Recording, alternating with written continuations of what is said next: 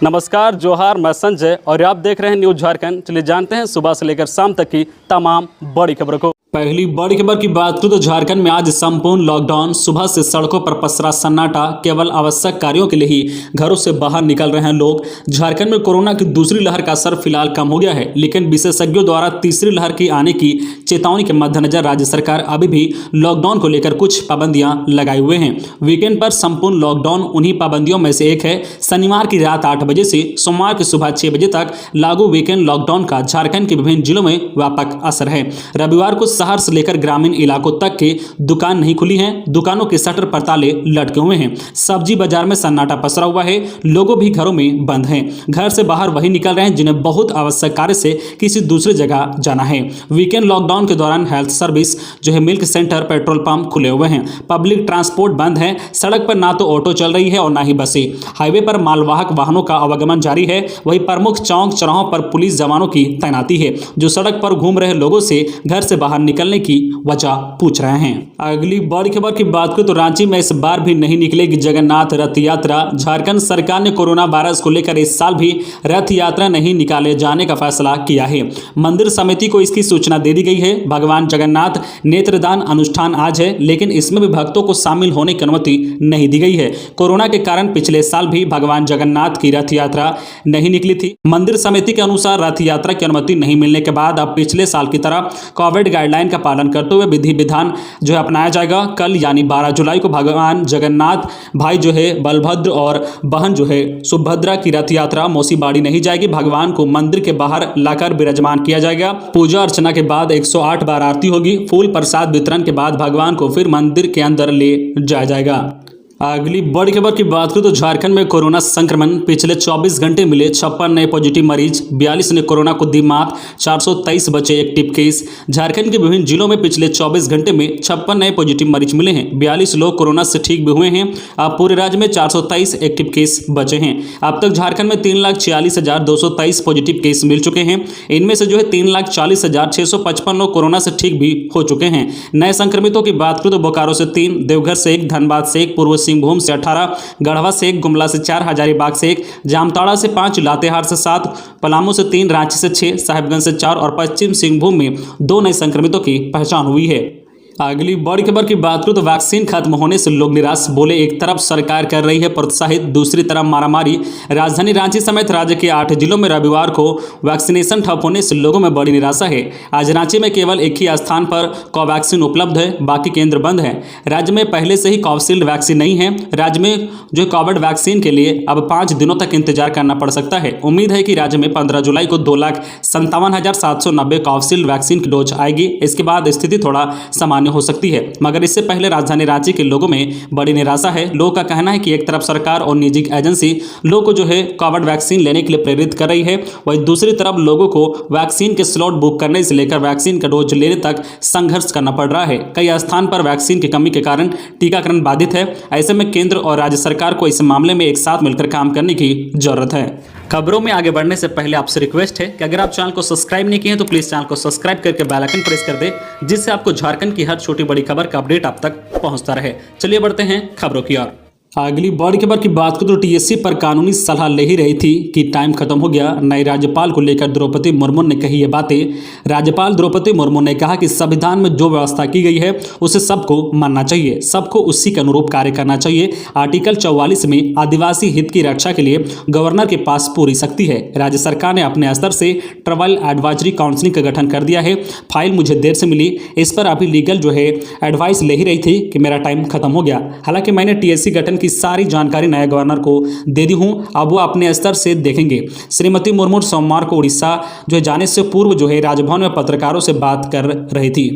अगली बड़ी खबर की बात करें तो झारखंड के वृंदाहा वाटरफॉल में डूबे बिहार के 2 युवकों के शव को गोताखोरों ने निकाला। परिजनों का रो रो कर बुरा हाल। झारखंड के कोडरमा जिले के झुमरी तिलैया थाना क्षेत्र की जरगा पंचायत स्थित वृंदाहा वाटरफॉल में शुक्रवार की दोपहर डूबे दोनों युवकों के शव को 24 घंटे के अंदर गोताखोरों की सहायता से बरामद कर लिया गया है। मृतकों में 18 वर्षीय सिद्धार्थ कुमार व 18 वर्षीय कार्तिक कुमार के रूप में की गई है। इन दोनों युवकों का शव चौपारण से विशेष रूप से बुलाए गए 25 सदस्यीय गोदखोरों की टीम ने बरामद किया है। 100 मिलते ही जो है मृतकों के परिजनों का रो रो कर बुरा हाल है। मृतक जो है सिद्धार्थ अपने परिवार का इकलौता पुत्र था। जानकारी के अनुसार शुक्रवार को बिहार के नवादा बाढ़ जो है बख्तियारपुर से 3 युवक एक बाइक पर सवार होकर वृंदाहा वाटरफॉल घूमने के लिए पहुंचे थे। नहाने के बाद पैर फिसलने से एक युवक सिद्धार्थ पानी में जो है फिसल कर गिर गया और डूबने लगा, जिसे बचाने के लिए उसका दूसरा मित्र कार्तिक भी पानी में उतरा और वह भी डूबने लगा। इसके बाद तीसरे मित्र सन्नी राज ने भी उन दोनों को जो है बचाने का प्रयास किया, लेकिन वह भी गहरे पानी में डूबने लगा था, जिससे स्थानीय लोगों ने बचा लिया था। अगली बड़ी खबर की बात करें तो ड्राइविंग लाइसेंस टेस्ट के लिए स्लॉट बढ़ा। ड्राइविंग और लर्निंग लाइसेंस के लिए आवेदनों की भीड़ को देखते हुए रांची जिला परिवहन कार्यालय ने स्लॉट की संख्या बढ़ा दी है। ड्राइविंग लाइसेंस टेस्ट में हर दिन के लिए स्लॉट की संख्या 100 से बढ़ाकर 140 कर दी गई है, जबकि लर्निंग लाइसेंस टेस्ट के लिए स्लॉट की संख्या 50 से बढ़ाकर 100 कर दी गई है। स्लॉट बुकिंग के बाद ही टेस्ट में पास होने पर लाइसेंस जारी किया जाता है। अगली बड़ी खबर की बात करें तो उत्तर प्रदेश में 2 से ज्यादा बच्चे तो सरकारी सुविधा व नौकरी नहीं। उत्तर प्रदेश सरकार ने राज्य में जल्द ही जनसंख्या नियंत्रण के लिए अधिकतम 2 बच्चों की नीति लागू करने की तैयारी में है। इसके लिए जनसंख्या नियंत्रण जो है स्थायीकरण व कल्याण विधेयक का मसौदा जारी कर दिया गया है। इसमें 2 से अधिक बच्चे होने पर प्रदेश में सरकारी नौकरियों में आवेदन से लेकर स्थानीय निकायों के चुनाव लड़ने तक पर रोक लगाने और सरकारी योजनाओं के लाभ से लेकर सभी प्रकार की सब्सिडी से वंचित करने का प्रावधान किया गया है।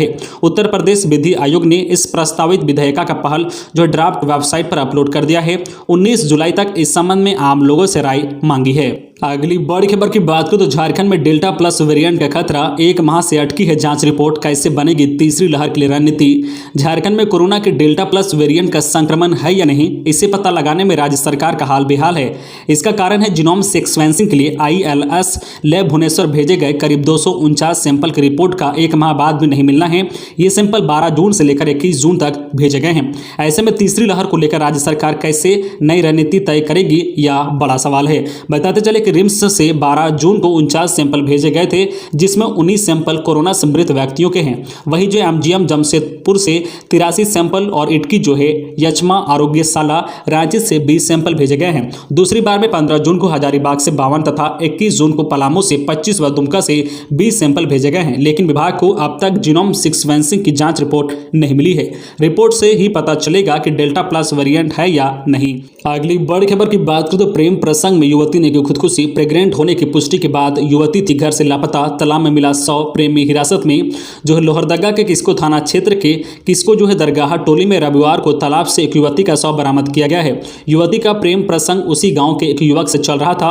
युवती को शुक्रवार को उसके जो है प्रेग्नेंट होने की पुष्टि हुई थी। इसके बाद से वह घर से लापता थी। युवती के परिजनों की शिकायत के बाद उसके प्रेमी को पुलिस ने हिरासत में ले लिया है। शव मिलने की सूचना के बाद पुलिस शव को पोस्टमार्टम के लिए भिजवा मामले की जांच में जुट गई है। मृतक के परिजनों ने बताया कि युवती शुक्रवार शाम करीब 4:30 बजे से लापता थी। काफी खोजबीन करने के बाद शनिवार को दोपहर में किस्को थाना में गुमशुदगी का मामला दर्ज कराया गया। इसके बाद पुलिस मामले की जांच शुरू की और युवती के प्रेमी को हिरासत में ले लिया। इसी क्रम में रविवार को सुबह में करीब 8 बजे युवती का शव तालाब से मिला है। पुलिस की पूछताछ में पता चला है कि युवती का विनय उरांव के साथ पिछले कुछ माह से प्रेम प्रसंग चल रहा था। अगली बड़ी खबर की बात करें तो सिमडेगा में हाथी का उत्पात। झुंड से बिछड़े हाथी ने 3 घरों को किया क्षतिग्रस्त, रखे धान और गेहूं को खाया। बोलबा प्रखंड के अलीगुंडा पहाड़ टोली में झुंड से बिछड़े एक हाथी ने शनिवार की देर रात जमकर उत्पात मचाया है। हाथी ने 3 घरों को क्षतिग्रस्त कर दिया है और वहां रखे धान, चावल और गेहूं को भी खा गया है। लोगों ने हाथी को जंगल की ओर खदेड़ दिया है। हाथी रात में लखन सिंह के घर को क्षतिग्रस्त कर रहा था। आवाज सुनकर घर के सभी लोग नींद से जाग गए और हाथी को वहां से भगाया। इसके बाद कुछ दूर में ही मुकुंद सिंह के कच्चे और पक्के मकान को जो है क्षतिग्रस्त कर दिया है। आवाज सुनकर जो है मुकुंद सिंह और उनकी पत्नी दौड़ के जो है गांव की तरफ भागे और मदद के लिए लोगों को नींद से जगाया। यहां जो है हाथी ने 1 क्विंटल धान, 30 किलो अरवा चावल और 15 किलो गेहूं खा गया है। साथ ही जो है बीज के लिए रखे धान को भी बिखेर दिया। तो ये थी आज की झारखंड की टॉप बड़ी खबरें। इसी तरह झारखंड की हर छोटी बड़ी खबर देखने के लिए आप हमारे चैनल न्यूज झारखंड चैनल को सब्सक्राइब करके बेल आइकन प्रेस कर दीजिए, जिससे आपको झारखंड की हर छोटी बड़ी खबर का अपडेट आप तक पहुंचता रहे। तो आज के लिए बस इतना ही। हमें दीजिए इजाजत, फिर मिलते हैं नेक्स्ट न्यूज में।